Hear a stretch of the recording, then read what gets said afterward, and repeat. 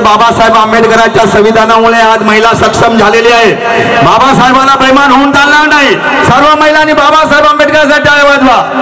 बाबासाहेबांनी घटना लिहिली म्हणून महिला सक्षम झाली, या देशाची पहिली पंतप्रधान झाली, या देशाची राष्ट्रपती झाली। बाबासाहेबांचे उपकार त्या महिलावर, ज्या बिल्डिंग मधल्या मोठ्या मोठ्या नोकऱ्या करतात, बाबासाहेबाला बेईमान होतात। त्यांना माहित आहे की बाबासाहेबांचे संविधान दिलं नाही तर या संस्कृतीमध्ये मनस्फूर्तीमध्ये स्त्रियाला चूल आणि मुलीच्या पलीकडे काही स्वातंत्र्य नव्हतं। माझ्या बाबासाहेबांनी घटना लिहिली आणि या महिलांना स्वातंत्र्य दिलं म्हणून आज महिला सक्षम झालेली आहे। पुन्हा एकदा टाळ्या वाजवायच्या। सर सगळ्याच बेईमान नसतात, त्यापैकी मी एक स्वतः माझा परिचय करून देते।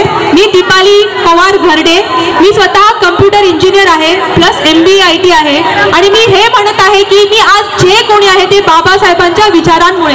बाबासाहेबांनी जर आम्हाला शिक्षणाचा अधिकार दिला नसता तर मी आज अमेरिकेपर्यंत जाऊन आले नसते। मी आजपर्यंत 10 देशामध्ये फिरून आले आहे आणि I don't feel ashamed that I belong from SC community. I am Buddhist. जय भीम। जय भीम।